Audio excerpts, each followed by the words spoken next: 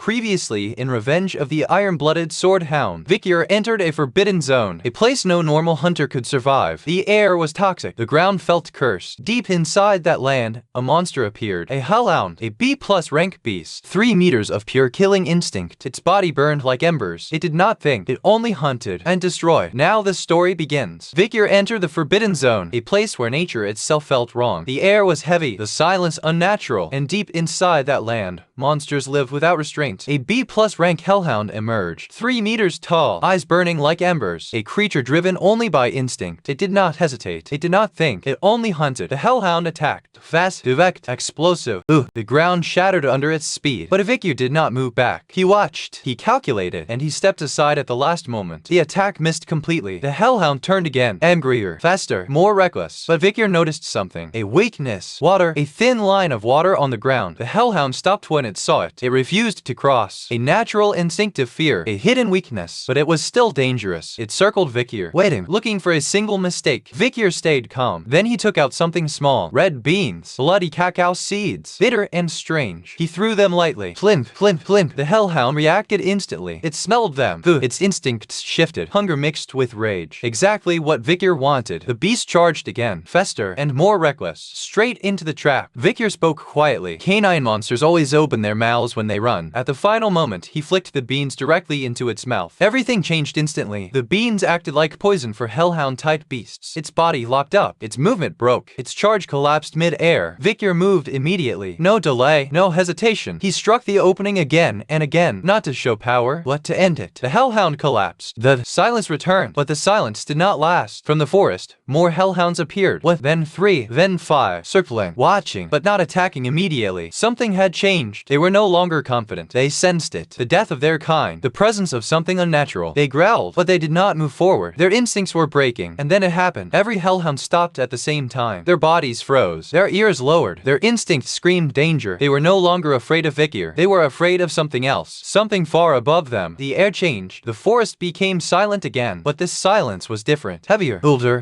And then the ground sank. Not loudly, but completely. As if reality itself was bending underweight. Something emerged. Cerberus appeared. A plus rank. 3 heads, 1 body. Absolute hierarchy. The Hellhounds did not run. They vanished, not even fleeing. Just pure instinctive disappearance. As if they never existed. Even monsters understood. This was not their level. This was above survival. Vikir stood still. He did not step back. He only looked. 3 heads, 3 rhythms, 3 killing instincts, but 1 execution. The forest felt like it stopped breathing. Cerberus stepped forward. The ground sank under its weight. Not broken. Accepted. Vikir slowly lowered his stance. Not because he was afraid, but because he understood. This was the real fight. And then Cerberus attacked. Black red flames erupted, burning even the idea of air itself. Vikir moved, and the battle began. The moment Cerberus emerged, the entire forest felt like it had lost its air. The heat did not change. The wind did not stop, but something fundamental in the space itself shifted. It felt as if the boundary between life and death had become thin enough to tear apart. Vikir did not step back. He only narrowed his eyes slightly. In his mind, a cold analysis formed. A plus rank. 3 heads. Coordinated aggression. No known weak point data in this era. His gaze moved slowly across the creature like a blade. Left head, right head, center head. Each one was different, not just in shape, but in rhythm, breathing, attention, killing intent distribution. And that alone told him everything. It does not hunt, it executes. Behind him,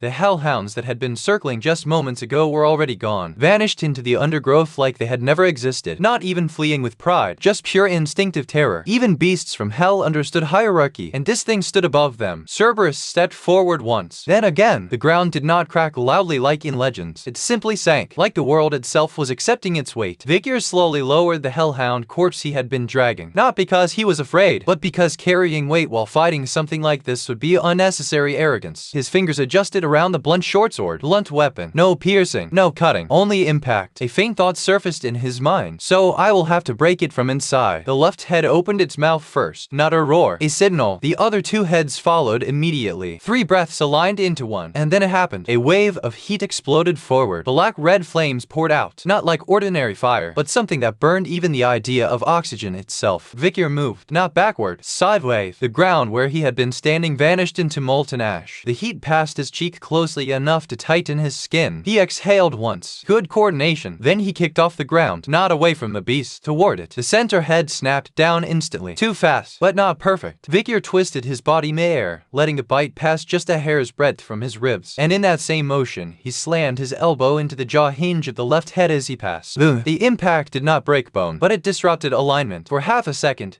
the left head lost timing. That was enough. The right head moved to compensate immediately. Exactly as Vikir expected. They share intent, not sensation. Vikir landed low, sliding across burning ash, and drove the blunt short sword upward, not into flesh, but into the joint gap under the right head's neck. Drek. The blade did not pierce, but a force traveled through it. Something inside cracked. The right head staggered. The center head roared, but this time it was not a signal. It was anger. The flames around it intensified. The forest began to die in real time. Trees blackened. Air collapsed, but Vikir's expression did not change. If anything, it became calmer. All three are reacting now. That was the opening. He stepped forward into the flames instead of away from them. The fire swallowed his entire silhouette. For a moment, there was nothing visible except burning red light. Then a hand emerged from the fire. It gripped the lower jaw of the center head and pulled, not with brute strength alone, but with timing, with leverage, with pure survival instinct shaped into motion. The center head was forced down. Its mouth closed mid-cast, and the flame detonated inside its own throat. A muffled explosion shook Cerberus's skull. All three heads recoiled at the same time for the first time. Vikir stepped out of the fire. His clothes were scorched, but his body remained intact. Not uninjured, but unbroken. He wiped ash from his fingers once, so even a plus monsters bleed internally. Cerberus changed its posture. Now it was no longer testing. It was hunting. All three heads lowered together. The killing intent thickened until the air felt heavy enough to crush bone. Vikir finally smiled faintly. Not joy, not fear, recognition. Now you are serious. He shifted his grip on the short sword, and then the forest truly began to scream. A sound like iron grinding against iron echoed through the red and black mountains. A growl followed, from something that should never exist on this side of the world. Cerberus, and a plus-class disaster beast. 7 meters of pure nightmare. A Hell's Guard dog that does not guard hell from intruders, but tears apart anything trying to escape it. Gas, oil, and flame poured from its three throats like a furnace made of living destruction. Even veteran hunters had only seen it once from a distance, and that single encounter had already rewritten history in blood. On the day the Demon Gate first opened, Cerberus stood at the front lines. 3-digit casualties followed. Elite warriors were erased like dust. Only the intervention of Morg Camus delayed total annihilation. And now, that same monster stood in front of an 8-year-old boy, Vikir. He did not step back. He did not tremble. He simply looked at it, as if measuring something. Why is a creature from the 7th ridge here? Cerberus answered with a growl that shook the forest itself. At that moment, everything changed. Vikir exhaled once and made his decision. No more hiding, no more restraint. Deflect. His short sword was drawn. Mana surged instantly into the blade. A dense, almost liquid aura formed at its edge. An advanced sword expert level power. A tier equivalent to a 3rd circle mage. At 8 years old, the air itself tightened. Then he moved. Baskerville sword art. Type 3. 3 fangs of compressed aura erupted from the blade. Not energy waves, not slashes. They hung in the air for a fraction of a second, then shot forward like hunting teeth aimed at the beast's throat. Cerberus swung its claw. Flare. A steel-like impact exploded through the forest. Sparks scattered like fireflies. But it was not enough. Cerberus advanced again, all 3 heads striking at once. A perfect killing formation, and yet Vikir adapted instantly. I dealt with worse triplets. A memory flashed. 3 brothers, 3 directional attacks, endless training where survival was the only outcome. Now this monster's pattern felt familiar. SHHK. The first fang shattered its bite. The second pierced into neck muscle. The third drove deeper into the opening. Not with elegance, not with beauty, but with pure refined intent to kill. A style forged in destruction. No wasted motion. No mercy. Only termination. Cerberus roared and struck back. A claw landed. Shrek. Bones gave way. But Vikir did not fall. His body, reinforced by the river Styx blessing, refused to collapse. 2 hits would be fatal. He understood